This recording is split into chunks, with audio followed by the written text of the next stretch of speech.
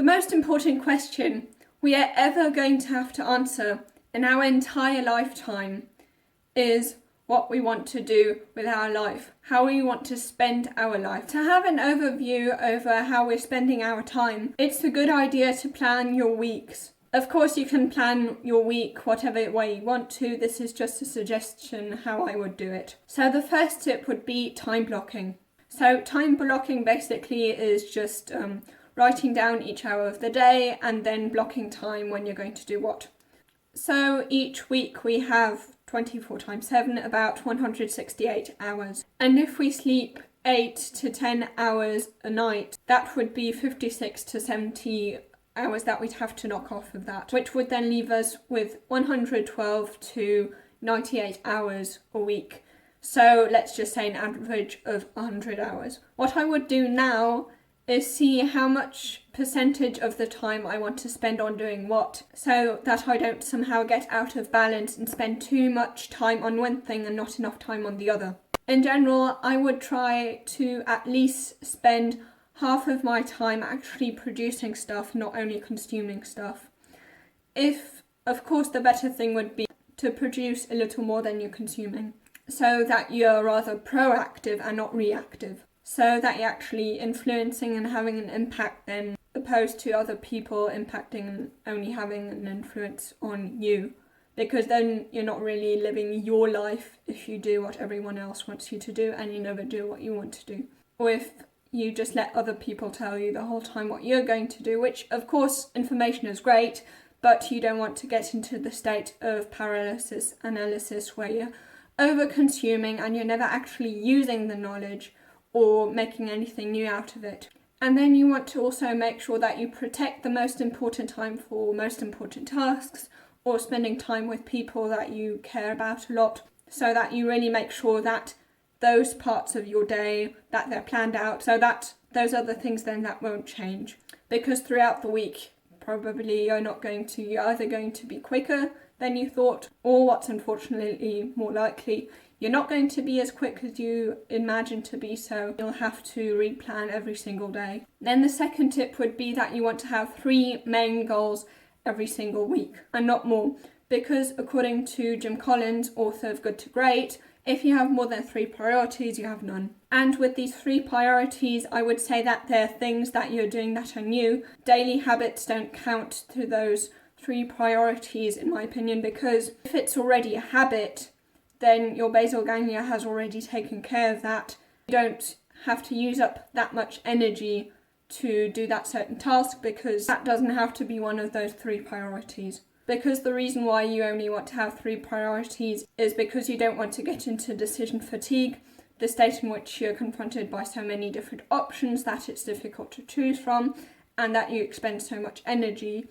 And since these daily habits don't expend so much energy, it's okay if you do them on top of those 3 priorities. And I would chunk these 3 goals down in subtasks so that you don't feel as overwhelmed. Have a stubborn vision for your week, but flexible details, because it's definitely not going to go the way you'd like it to, or you thought it would. And when it comes to the goals, I would set an outcome for the end of the week and then reverse engineer from there how much you'd have to do each day to get to that target at the end of the week. And then when it comes to time blocking, as I've already mentioned, you want to plan some time to actually plan the next day too, in case you've managed to do more or less. You also, at the end of the week, want to plan some time in to plan the next week as well. And not only to plan, but also to review every single day and to review at the end of the week how much you've actually managed to accomplish, keep you on track. However, when you evaluate what you've done and what you haven't managed to do, try and measure the gain more than the gap. So the gap basically is the gap between how good we are now and how we would be in our future, our ideal, our future selves. And of course, if you only measure the gap, you're going to end up miserable and demotivated. However, if you measure the gain, so how much progress you've made compared to the beginning of the week, in this case of planning our week and evaluating our week, then you're going to feel motivated because you're going to be more confident because you managed to do so many things and because you've learnt so much since then. And the fourth tip would be not to plan too much in detail, because life rarely goes the way we plan that it does go. And if you plan too much in detail, then you get into the state that I've already mentioned, paralysis analysis, and you'll be caught up in planning more than you will be in taking action. You see, most people really like to set goals and to plan be included, because then you think, oh, look at all the things I could actually do, and it's kind of exciting. However, when it comes to actually doing the things that you need to do to accomplish those goals, that is much more effortful. By simply planning, we somehow delude ourselves into thinking that we're making progress when we're actually making none. Especially, it's very important that you don't measure the gap too much, because we really overestimate how much we can do.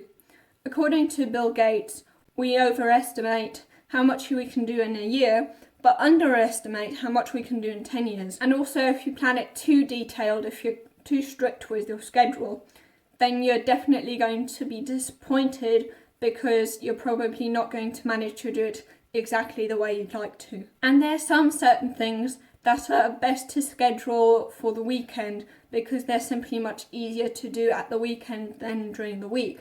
For example, let's say going for a hike or spending more time with your family. That's something you can't do as well during the week, from Monday to Friday. In fact, if you want to save time, you can also combine like going for a hike with spending time with your family, because then you don't have to do those two tasks separately. And according to Stephen R. Covey, we want to make to-dos according to which roles we have in our life. For example, spouse, parent, child, colleague, employee, and so forth. And it's also very important that you take some time at the weekends to sharpen the saw, which is one of the 7 habits of highly effective people in Stephen R. Covey's book. And sharpen the saw basically means he used this analogy of someone trying to saw a tree. And of course, if the saw isn't sharpened, that person will be expending a lot of energy when he could actually get much better results if he actually took time to sharpen the saw. And in our life, that would be taking care of ourselves, the saw, so we can actually work more effectively. And the 6th tip would be to have some days on which you batch, because task switching when it comes to your brain expends a lot of energy, so you want to avoid that as much as possible. By the way, multitasking isn't really multitasking. Very few people can do that. Multitasking is actually nothing but task switching, so you want to avoid multitasking. And you want to make sure that you batch especially creative and productive tasks. These two different types of tasks are very different when it comes to how our brain deals with such tasks. So for example, with the creative tasks, that is when your bottom-up mechanism of your brain works, so subcortical regions and basal ganglia. These regions are very quick and automatic, and they are there for our creativity. They're also there for habits. Whereas the top-down mechanism for productive tasks is to stay focused and to be more linear and so forth. And then the 7th tip would be that you definitely want to take breaks.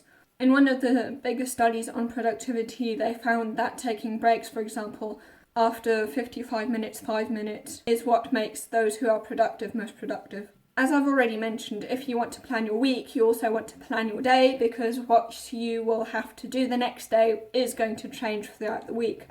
So if you want to know how I would go about planning my days, you can watch this video here.